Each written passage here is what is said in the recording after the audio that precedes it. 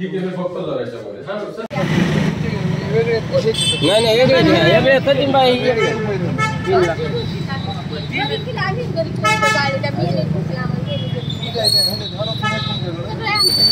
ऐका, मी सगळ्यांसाठी माझा 1 रुपया नाही बँकेमध्ये, आमच्याच बँकेत नाही, ना ज्ञानराधामध्ये, ना साईराममध्ये, ना त्या जिजाऊमध्ये.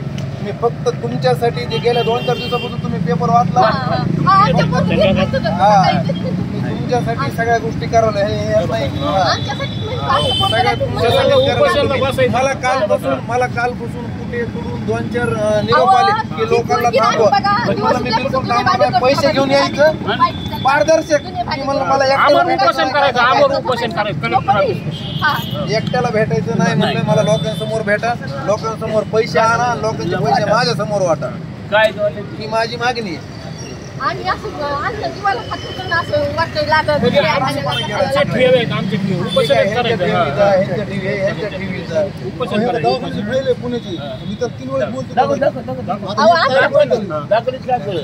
दाखवा ओरिजिनल पाहिले, ऑपरेशन झाले 2 लाख बिल झाले, 1 रुपये द्या ना, 5 लाख त्याच्याकडे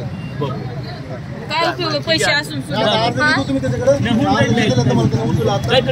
म्हणतेच नुसते देणार पैसे काय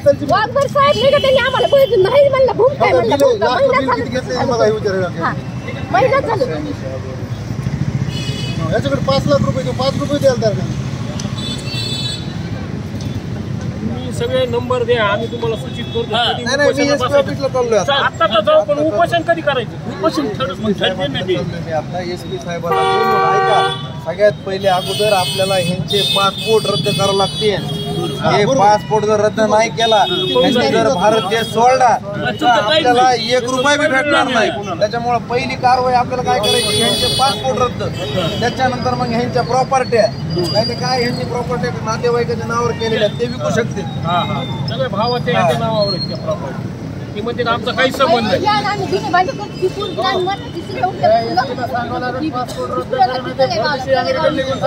बाहेर जर गेलं ना तर सगळं गोंधळ होऊन जाईल सगळा. चलायचं मग ज्याला यायचंय ते SP ऑफिसला माझ्यासोबत चला. SP साहेबाला हे बोलायचं, आता पहिले पासपोर्ट रद्द करा. पासपोर्ट रद्द केल्यावर ते आपल्यापाशी बसते. पासपोर्ट जर नाही रद्द केला तर ते निघून जातात. म्हणजे जिजाऊचा जो अध्यक्ष वर्ष झाले फरार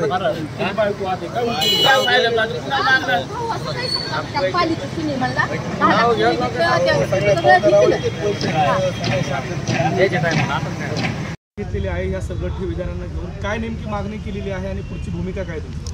आज आम्ही स्वाभिमान संघटनेच्या वतीनं बीड जिल्ह्यामधील जे ठेवीदार आहेत, या ठेवी त्यांच्या परत मिळाव्यात आणि संबंधित ज्या बीडमधील बँका आहेत, या बँकेचे जे अध्यक्ष आहेत, मॅनेजर आहेत, संचालक मंडळ आहे, यांचे पासपोर्ट रद्द करावेत, या मागणीसाठी आम्ही पोलीस अधीक्षकांची आज भेट घेतलेली आहे. आणि पोलीस अधीक्षकांनी योग्य ती कारवाई करण्याचं आश्वासन आणि त्यांचे पासपोर्ट रद्द करण्याचं आश्वासन आम्हाला या ठिकाणी दिलेलं आहे. येत्या काही दिवसामध्ये यांच्या ठेवी जर परत नाही मिळाल्या तर आमदार नितेश राणे यांच्या माध्यमातून आम्ही जिल्ह्यामध्ये मोठं जन आंदोलन उभा करणार आहोत. गेल्या 8 दिवसापासून या विषयावरती आमचं आंदोलन या जिल्ह्यामध्ये उभा राहिलेलं असून हजारो ठेवीदार माझ्या संपर्कामध्ये आहेत. रोज माझ्याकडं 100 ते 200 ठेवीदार येऊन जातात. त्याच्यामध्ये काही महिला भगिनी आहेत ज्या घर भांडीकाम करतात, असे काही लोक आहेत ज्यांच्या मुलींचं लग्न थांबलेलं आहे, असे काही लोक आहेत ज्यांचं घराचं बांधकाम थांबलेलं आहे, असे काही लोक आहेत ज्यांच्या मुलांनी शिक्षण आज सोडून फीसच्या अभावी ते आज परतलेले आहेत. अनेकांनी आत्ता मला एक अर्ध्या तासापूर्वी अशी माहिती मिळाली की एका ठेवीदाराच्या बंधूंनी आत्महत्या केलेली आहे. तर या सर्व ठेवीदारांना प्रामाणिकपणे न्याय मिळवून देण्याचं काम स्वाभिमान संघटनेच्या माध्यमातून आम्ही करणार आहोत. तुमच्याकडे ठेवीदारांच्या तक्रारी आलेल्या बीड जिल्ह्यात अनेक मल्टीस्टेट बँका बंद पडलेल्या आहेत. त्या संदर्भाने त्या ठेवीदारांच्या अडचणीच्या संदर्भात आम्ही एक ज्ञानराधा आणि साईराम मल्टीस्टेट ठेवीदार संघर्ष समिती स्थापना केली. त्या समितीच्या माध्यमातून आम्ही बँकेच्या संचालक मंडळाशी संपर्क करण्याचा प्रयत्न करतो आहे, परंतु बँकेचं संचालक मंडळ कुठल्याही पद्धतीचं उत्तर देत नाही. आत्ता माझ्याकडे एक व्हिडिओ आहे ज्यामध्ये एका ठेवीदाराच्या मुलीचं आज लग्न आहे आणि त्या दोन्ही नवरा बायकोनी आमचे पैसे आम्हाला नाही मिळाले तर आम्ही कुठ्यांच्या दारामध्ये आत्महत्या करू असा त्यांनी इशारा त्या ठिकाणी दिलेला आहे. त्यांचं आत्महत्येची नोटसुद्धा त्यांनी तयार केलेली आहे. त्यामुळं हे जे काही बँकेचे जे मालक आहेत, जे ज्ञानराधाचे संचालक असतील, साईरामचे संचालक असतील, यांनी लोकांच्या पैशाचा जो विनियोग केलेला आहे, जो पैसा स्वतःच्या फायद्यासाठी वापरला आहे, करोडो रुपयाच्या गाड्या, अब्जो रुपयाच्या ऑफिसेस, स्वतःच्या लाईफस्टाईलवरती पैसा खर्च केला आहे. बँक करप्ट झालेले आहेत. 5 रूमच्या घरावरती 213 कोटी रुपयाचं कुठ्यांच्या एका घरावरती कर्ज आहे. अशा प्रकारचे लिखित सातबारासुद्धा आमच्याकडे आहेत. त्यांनी सर्वसामान्य लोकांचा पैसा हा स्वतःच्या ऐश करण्यासाठी, स्वतःचं स्टेटस उंच करण्यासाठी वापरला आहे. आणि आता त्यांना लोकांचे पैसे देण्यासाठी त्यांची मानसिकता नाही आहे. सर, तुमच्याकडे किती तक्रारी आलेल्या आहेत, किती बँकेने असे पैसे बुडवलेले आहेत, अगदी थोडक्यात सांगा. माझ्याकडे जवळपास 50 कोटीपेक्षा जास्त लोकांच्या FDs आणि त्यांच्या तक्रारी माझ्याकडे आहेत. जवळपास प्रमुख ज्या 2 बँका आहेत, जी ज्ञानराधा मल्टीस्टेट आणि साईराम मल्टीस्टेट, या 2 बँकेच्या संदर्भानं आमच्याकडे तक्रारी प्राप्त आहेत. लोक प्रचंड परेशान आहेत. लोकांचे पैसे लोकांना मिळत नाही आहेत आणि संचालक मंडळ, त्यांचे नातेवाईक फक्त उडवाउडवीची उत्तरं देतात.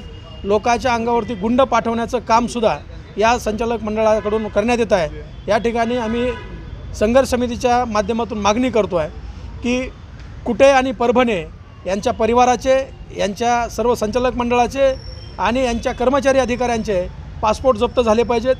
जी कुठे स्वतःची प्रॉपर्टी विकण्याची वल्गना या ठिकाणी करतायत, ती कुठलीही प्रॉपर्टी त्यांना विकण्यासाठी या ठिकाणी संधी दिली नाही पाहिजे. ही प्रॉपर्टी सरकारने जमा करून ती प्रॉपर्टी स्वतः सरकारने विकून लोकांचे पैसे सरकारने लोकांना दिले पाहिजेत, अशा प्रकारची मागणी आहे.